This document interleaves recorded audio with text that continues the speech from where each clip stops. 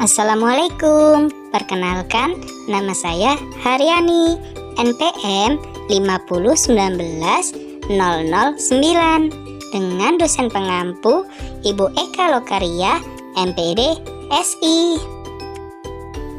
Baiklah, di sini kita akan belajar tentang tema 8, subtema 1, muatan pelajaran ilmu pengetahuan alam KD 3.8, menganalisis siklus air dan dampaknya pada peristiwa di bumi serta kelangsungan makhluk hidup.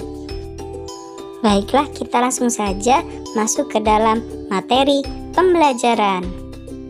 Pertama-tama, kita akan membahas tentang siklus air.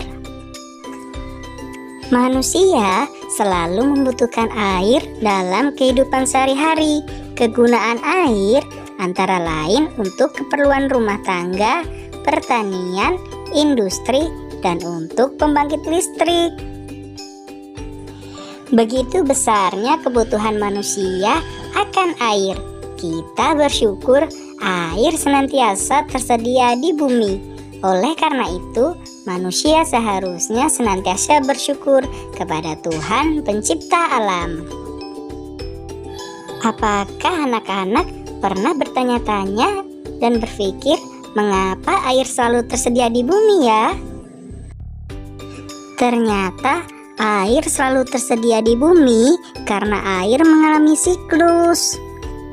Siklus air merupakan siklus perputaran air secara terus-menerus dari bumi ke atmosfer, lalu kembali ke bumi. Siklus air ini terjadi melalui proses penguapan, pengendapan, dan pengembunan. Coba anak-anak perhatikan gambar tentang siklus air berikut ini. Air dari laut, sungai, dan danau menguap akibat panas dari sinar matahari. Proses penguapan ini disebut evaporasi. Tumbuhan juga mengeluarkan uap air ke udara loh. Uap air dari permukaan bumi naik dan berkumpul di udara. Lama-kelamaan, udara tidak dapat lagi menampung uap air atau disebut juga dengan kondisi jenuh. Proses ini disebut presipitasi atau pengendapan. Ketika suhu udara turun, uap air akan berubah menjadi titik-titik air. Titik-titik air ini membentuk awan. Proses ini disebut kondensasi atau pengembunan. Titik-titik air di awan selanjutnya akan turun menjadi hujan. Air hujan akan turun di darat maupun di laut. Air hujan itu akan jatuh ke tanah atau perairan. Air hujan yang jatuh di tanah akan meresap menjadi air tanah. Selanjutnya, air tanah akan keluar melalui sumur.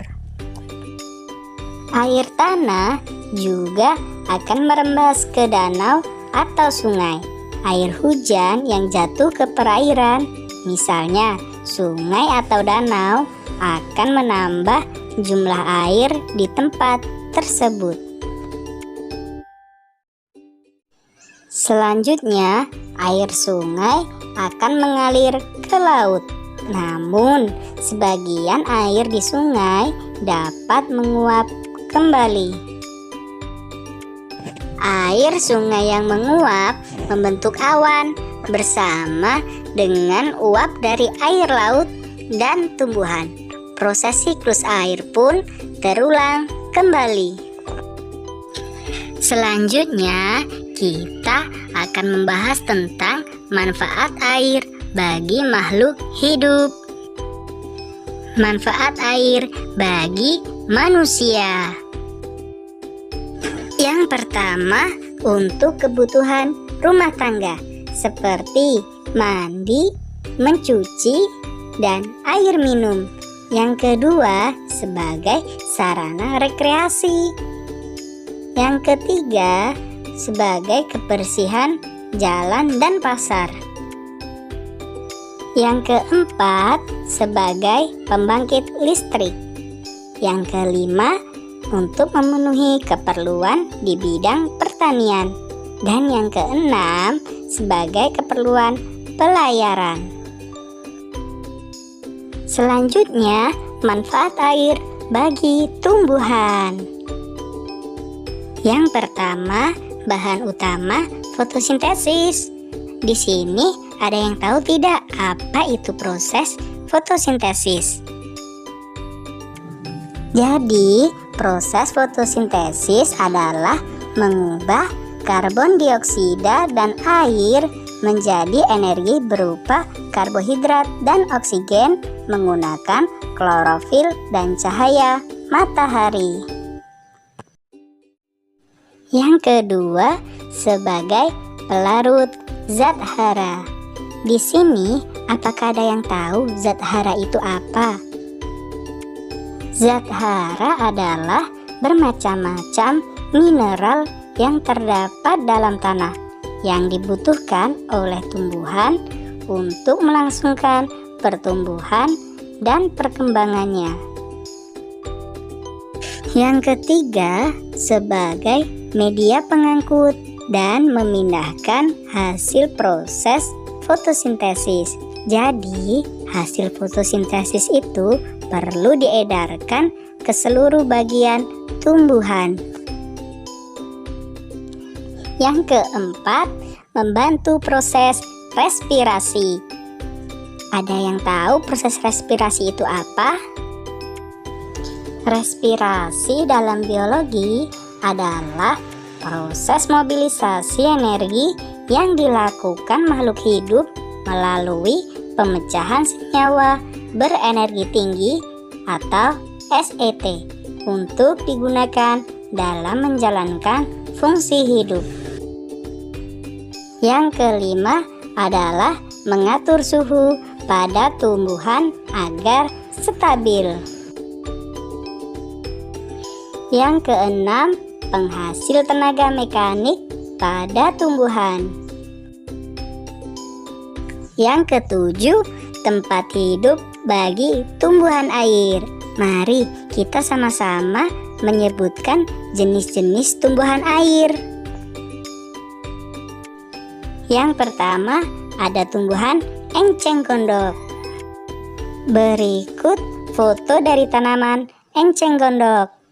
Di sekitar kalian, apakah masih ada tumbuhan enceng gondok? Selanjutnya, ada teratai. Itulah contoh-contoh tanaman yang hidup di air. Berikutnya, manfaat air bagi hewan. Yang pertama, untuk minum bagi semua hewan. Yang kedua, tempat hidup bagi hewan air. Contohnya ada ikan dan katak. Yang ketiga, tempat membersihkan tubuh hewan. Yang keempat, tempat berlindung dan bersembunyi. Yang kelima, memproduksi susu bagi hewan yang menyusui, karena susu itu komponen terbesarnya adalah air.